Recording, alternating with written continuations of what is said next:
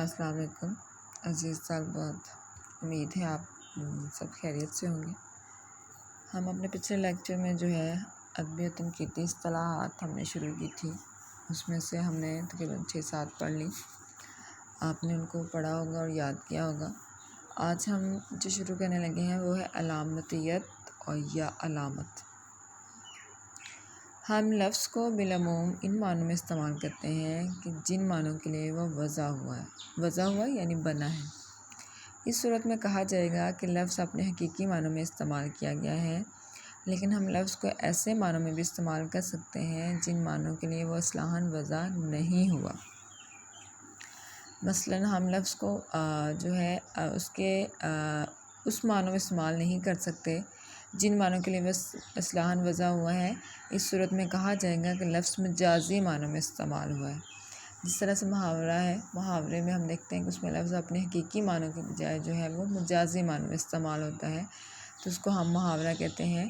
اسی طرح سے علامتیت یا علامت جو ہے اس میں بھی یہی ہوتا ہے کہ وہ لفظ جو ہے وہ حقیقی معنوں کے بجائے جو ہے وہ اپنے مجازی معنوں میں استعمال ہوتا ہے، تو اس کو ہم جو ہے علامتیت یا علامت کہتے ہیں۔ کسی لفظ کا مجازی مفہوم ہی دراصل اس کا علامتی مفہوم ہے۔ تو مجازی یعنی دور کا جو ہے مطلب دینا، وہ جو ہے مجازی مفہوم جو ہے وہی دراصل اس کا کیا کہلاتا ہے؟ علامتی مفہوم کہلاتا ہے۔ مجاز کے لغوی معنی کیا ہے؟ تجاوز کرنا۔ جب کوئی لفظ اپنے اصل لغوی مفہوم سے آگے بڑھ کر کسی دوسرے مفہوم کی نشاندہی کرنے لگتا ہے تو وہ مجاز کہلاتا ہے۔ شاعری کے لیے علامتی زبان کا استعمال ایک بنیادی ضرورت ہے۔ ہر دور میں شاعروں نے علامتی اظہار سے کام لیا ہے۔ ہر استعارہ ایک علامت ہے۔ استعارہ کیا ہوتا ہے؟ استعارہ جو ہے اس کے لفظی معنی جو ہے وہ ادھار لینا، اس میں بھی لفظ جو ہے اپنے حقیقی معنوں کے بجائے جو ہے وہ مجازی معنوں میں استعمال ہو رہا ہوتا ہے، تو اس لیے کہتے ہیں کہ ہر استعارہ ایک علامت ہے، کیونکہ وہ اپنی لغوی حدود سے ماوراء کسی اور چیز کی جو ہے وہ کیا کرتا ہے؟ نشاندہی کرتا ہے۔ غزل کی شاعری تو تمام تر جو ہے وہ علامتی شاعری ہے۔ اس میں گل و بلبل، شمع و پروانہ، بہار و خزاں، آشیانہ قفس، قطرہ و دریا، یہ سب چیزیں جو ہیں وہ علامتوں کی حیثیت رکھتی ہیں۔ اور اعتراض صرف ایک حد تک درست ہے کہ کثرت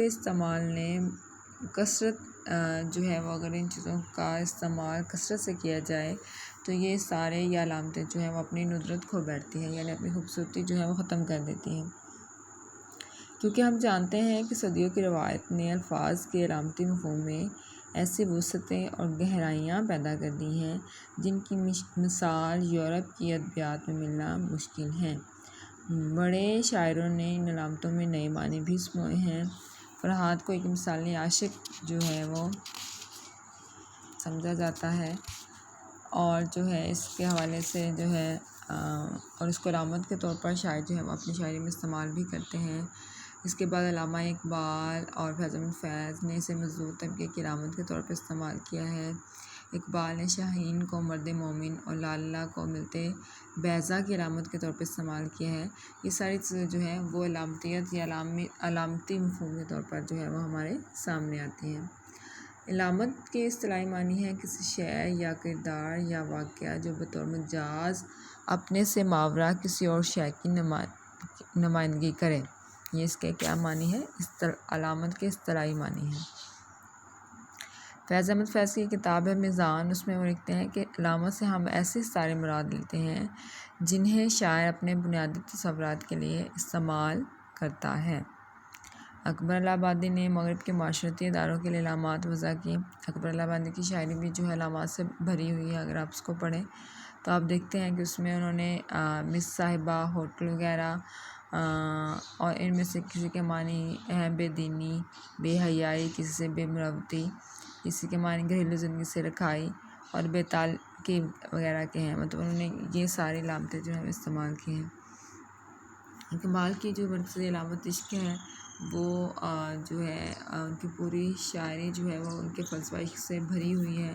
اس میں وہ کسی جنسی کشش سے یہ جذبہ مراد نہیں لیتے، بلکہ وہ انسانوں کو سماجی اور اخلاقی ارتقاء کے لیے جو ہے جو چیز جو ہے انسان کو بے چین رکھتی ہے اس کے لیے وہ جذبہ عشق کا لفظ جو ہے وہ علامت جو ہے وہ استعمال کرتے ہیں۔ اگر کوئی فنکار علامت کو اپنے ادب و فن میں اظہار کے لیے بنیادی اہمیت دے اور اسی کو ہی اپنا مقصد ٹھہرا لے کہ وہ علامتیت کا شکار یا علمبردار کہلائے، تو یہ چیز بھی جو ہے وہ تحریر میں منافی ہے۔ مطلب ہر چیز میں ہی آپ علامت اور استعارے کا استعمال کرتے رہے تو یہ چیز بھی تحریر کو جو ہے وہ خراب کر دیتی ہے۔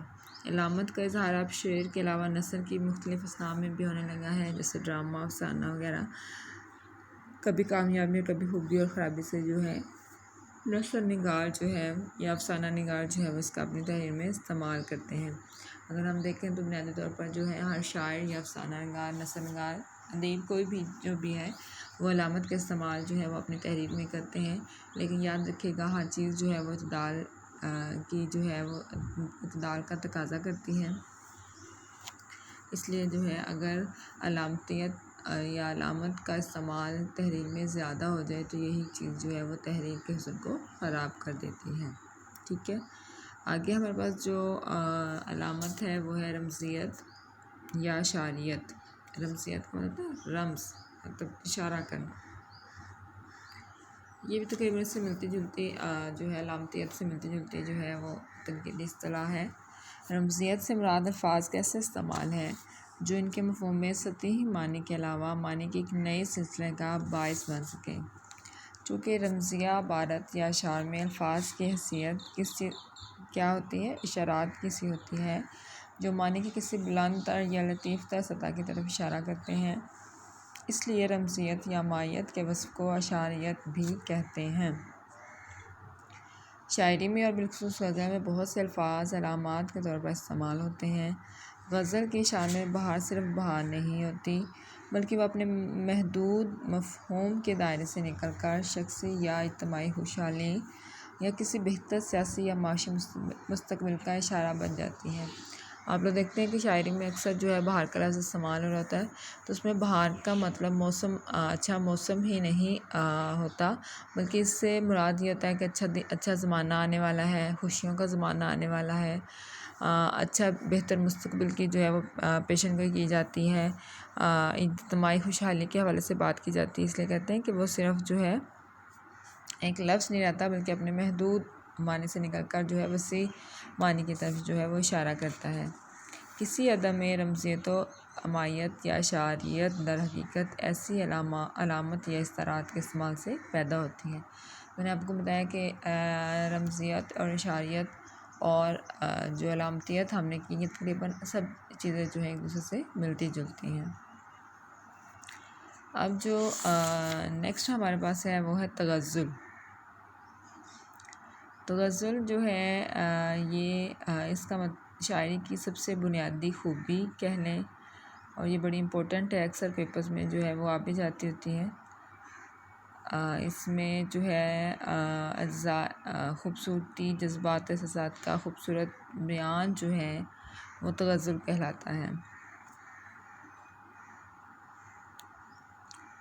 شاعر کے عام اوصاف کے علاوہ غزل کے شعر میں بعض خاص عناصر بھی ہوتے ہیں، مثلاً نفاست و نزاکت، نکتہ سنجی، بے ساختگی اور جذبے کا سوز و گداز۔ ان تمام عناصر کے مجموعے کو کیا کہا جاتا ہے؟ تغزل کہا جاتا ہے۔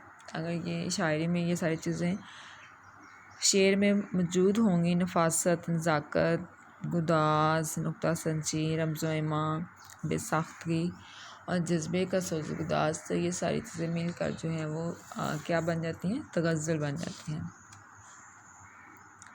مثال کے طور پر جب ہم کہتے ہیں کہ ناسخ کی غزلیں تغزل سے آ رہی ہیں تو اس کے معنی یہ ہے کہ اگرچہ ناسخ نے غزل کا سانچہ تو استعمال کیا ہے لیکن ان کے اشعار اس مخصوص لطافت سے محروم ہیں جن کی وجہ سے غزل کا شعر ایک صحیح معنوں میں غزل کا شعر بنتا ہے۔ مطلب یہ نہیں ہے کہ اگر کسی شاعر کی غزل میں تغزل کے عناصر موجود نہیں ہے تو ہم اس کو شاعری ہی نہ کہیں، شاعری وہ یقیناً ہے لیکن اس تاثیر سے محروم ہوگی جس کی وجہ سے جس کے شامل ہونے سے غزل کا ایک شعر جو ہے وہ معیاری غزل کا ایک شعر بنتا ہے۔ جس طرح سے یہ ممکن ہے کہ غزل کا ایک شعر تغزل سے عاری ہو، اس طرح یہ بھی ممکن ہے کہ شاعر نے اپنے افکار کے لیے غزل کا سانچہ ہی استعمال نہ کیا ہو۔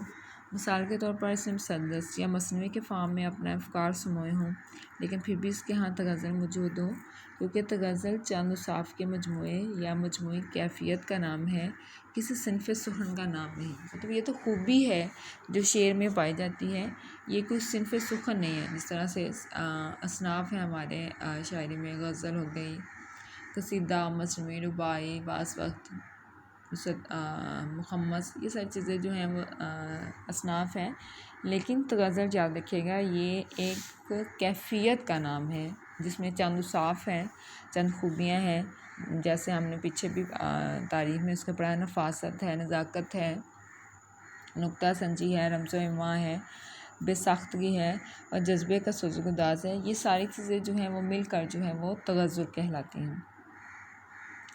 اس لیے اصولاً یہ ممکن ہے کہ کوئی شاعر غزل کی صنف اپنائے بغیر کسی دوسری صنف میں بھی غزل پیدا کر لے، مطلب اس کے لیے غزل کا ہونا ہی ضروری نہیں، کوئی بھی صنف جو ہے، چاہے وہ مسدس ہے، مصنوعی ہے، نظم ہے، کچھ بھی ہے، اس میں بھی غزل جو ہے وہ پیدا کر سکتا ہے۔ علامہ اقبال کی بہت سی نظموں کے بارے میں یقین سے کہا جا سکتا ہے کہ وہ غزل کے حسن سے آراستہ ہیں، یعنی مالا مال ہیں۔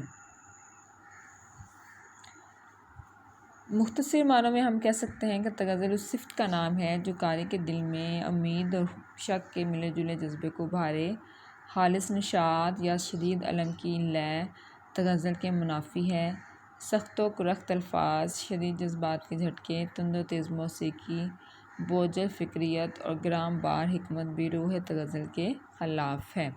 یعنی ہمیں پتہ چلا غزل کیا ہے، اور اس کے لیے صرف غزل کی صنف کا ہونا ہی ضروری نہیں، اس کے لیے آپ کوئی بھی شاعری کی صنف سخن کا انتخاب کر سکتے ہیں اور اس میں غزل کا استعمال کر سکتے ہیں۔ آج کے لیے اتنا ہی کافی۔ ہم نے یہ جو ہے 3 جو ادبی تنقیدی اصطلاحات کی ہیں، علامتیت، رمز و امائیت اور غزل، ان تینوں کو اچھی طرح سے یاد کیجیے گا اور لکھیے گا، اور انشاءاللہ اگلے لیکچر میں جو ہے نیکسٹ پڑھیں گے۔ اوکے، اللہ حافظ۔